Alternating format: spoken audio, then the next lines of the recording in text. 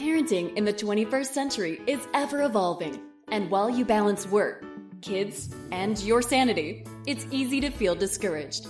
Welcome to the Super Parent Syndrome with your host, Dr. Nick Fanning. Good morning, all of you beautiful parents out there. Happy Thursday morning. I hope that you guys are having a really great day. Gaia is sleeping. She's taking a nap, so I have time to chat with you all. It could be 2 minutes, it could be 32 minutes, I never know. But something I wanted to touch on, because I'm uber passionate about it, is mental health. And I think it is a taboo subject that we do not talk about enough. I struggle with mental health. I have, at least for sure, my entire adult life. I had anxiety as a kid.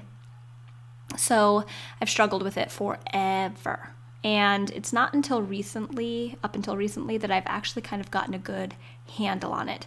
That is not to say that I don't lose my beep some days, because I definitely do. And Nick can definitely attest to the craziness that happens in my mind most days.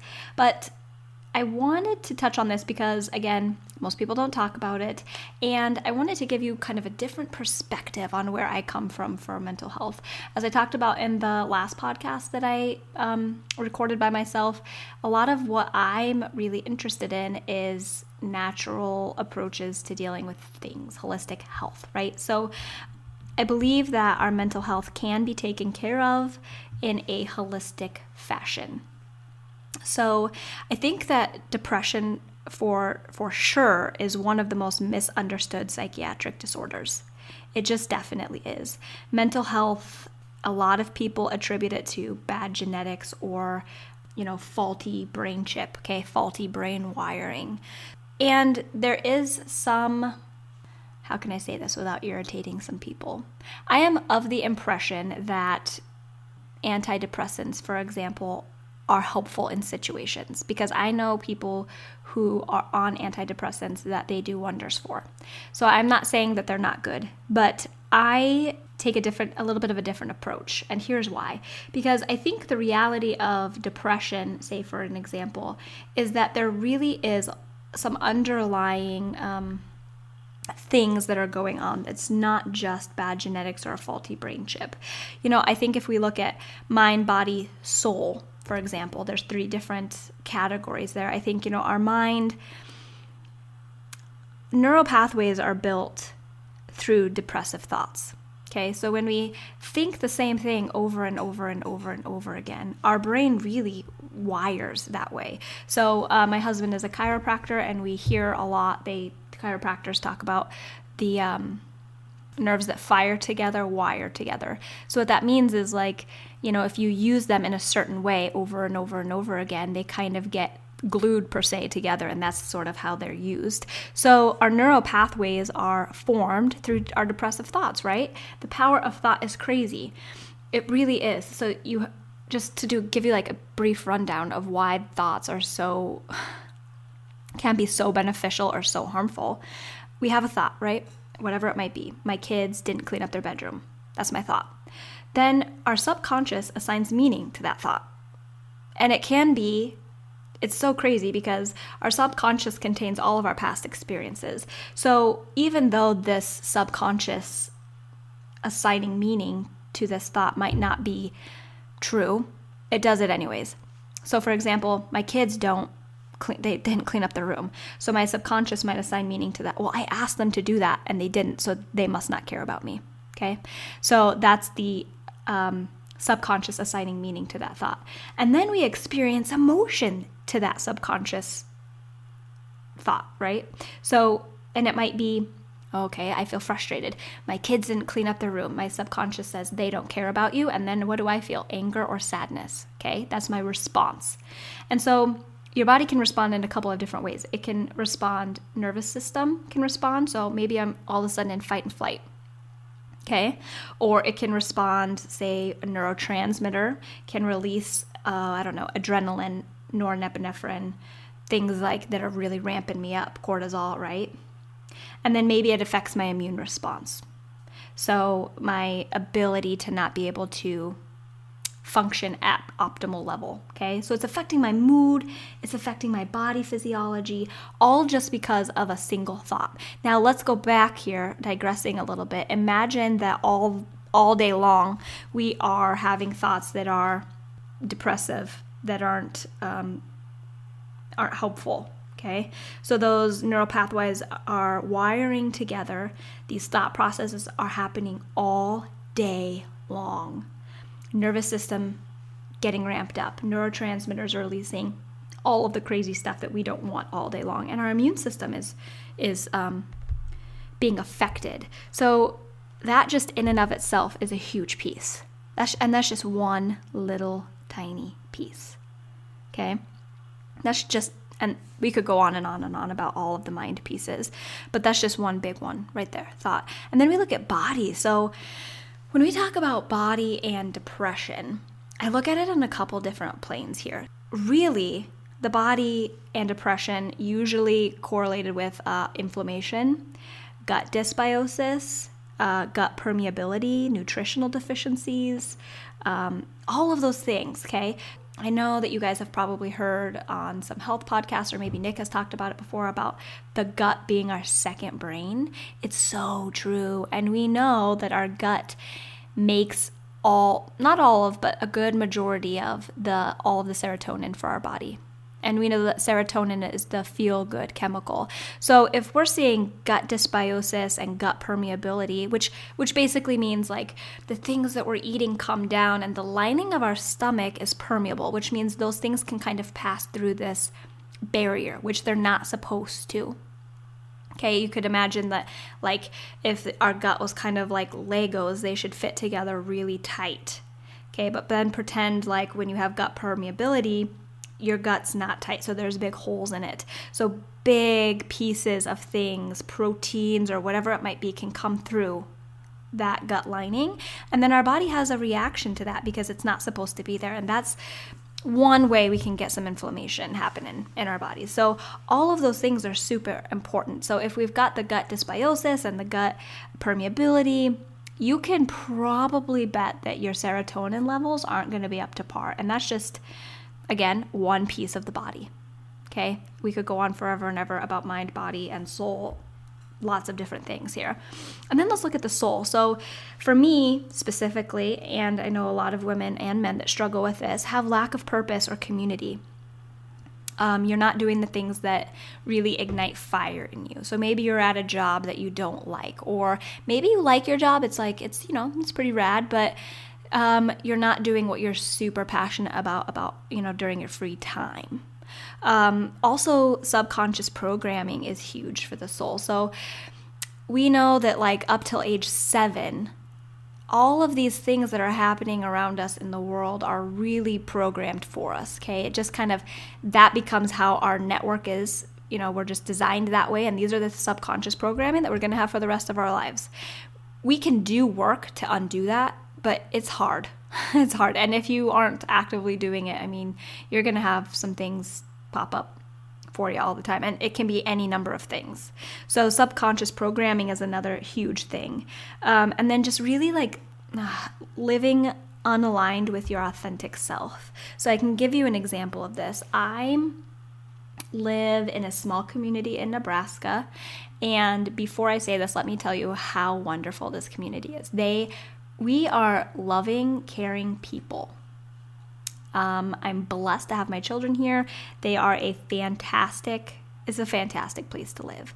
But the lifestyle that I have, the things that I do, Reiki, yoga, holistic health coaching, organic, non-GMO food, essential oils, supplements, those things haven't really reached us yet. And there's a lot of people that do them here. I'm not saying that there's not, but I feel really alienated, I suppose is a good word, good term. So that's just a good example of living unaligned. I feel like sometimes I can't be myself because XYZ. Or I feel like I can't teach yoga because XYZ. So that would be a good idea, or a good reason, good example is what I'm trying to say, of how living unaligned with your authentic self can really stifle you and cause some depression. Also, things like chronic stress is a huge one.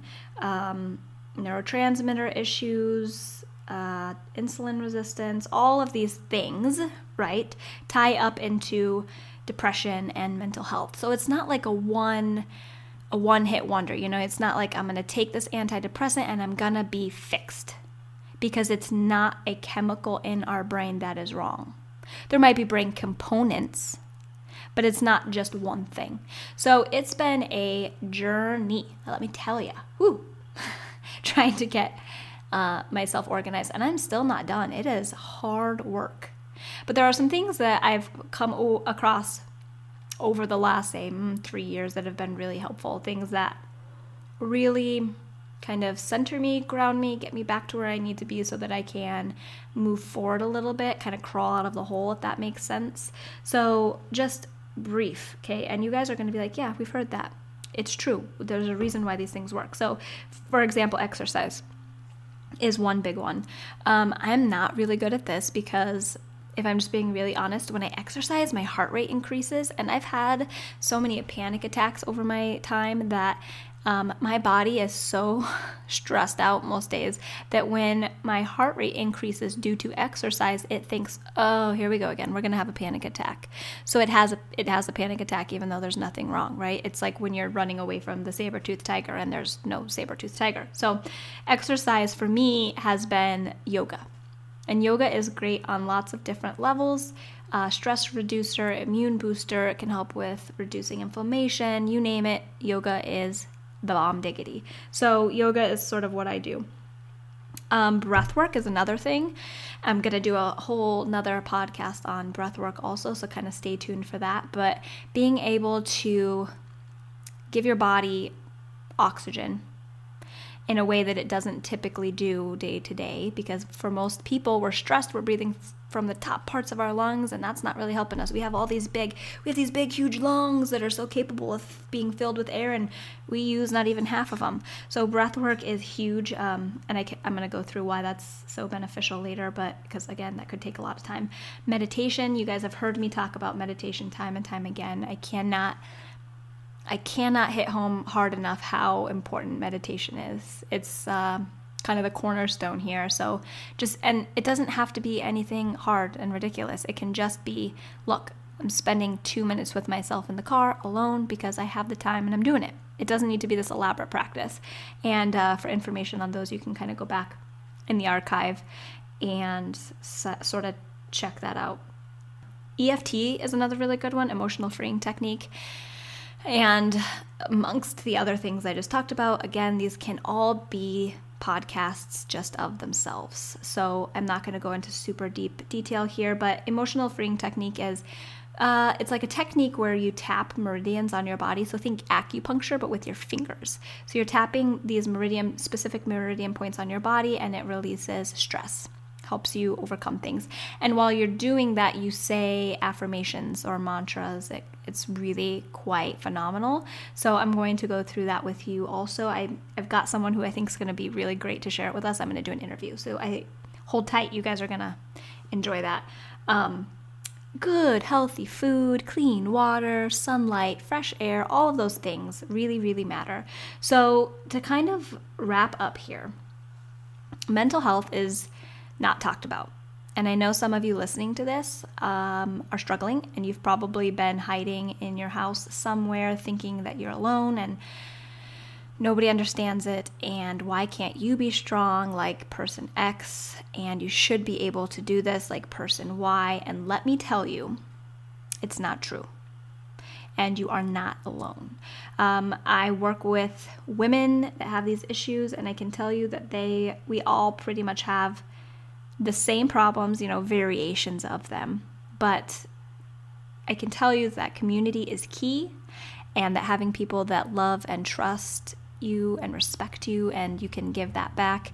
So working together as a team, like accountability, is super wonderful. So I'm always here if you want to reach out, have any questions. Supplements is another big thing. We could talk about that forever and ever and ever. How to really heal the gut, get rid of all of that stress. So this is a huge topic and one that we are going to have to visit several times. So this is kind of the first of many. But my goal here for you guys is to really poll some of the people who are really good in their field, like experts in their field is what I was trying to say. And we're going to kind of mark off one by one the importance of these and how to kind of, the inflammation, the unhealthy gut, the stress, the neurotransmitter issues, the insulin resistance, all of that stuff. We're going to talk about that one by one so that we can really map out for you how to take control of your health. And it's going to be really awesome. And I'm really excited for you guys. So as always, any questions that you have, let me know. I'm here for you. Nick is here for you. We are passionate about what we do, and my why for this is because this is a lot of self-work, and I know that this is a parenting podcast, but I'm a mom of 5 kids, and I can tell you, and Nick can tell you, that when I was at my deepest of my darkest nastiness, you can't be a mom, because I could barely be me. And so my goal is to make sure that no woman ever has to go through what I did, because it's just not worth it. So I'm with y'all in heart and spirit, soul. Love you, and I am really excited for what's coming. So please, please, please keep an eye open, and I will talk to you all soon. Have a great day, everybody. Namaste. Thanks for listening to another episode of The Super Parent Syndrome. Please be sure to visit peptalksforparents.com for more content and our free newsletter. And remember, you are not alone.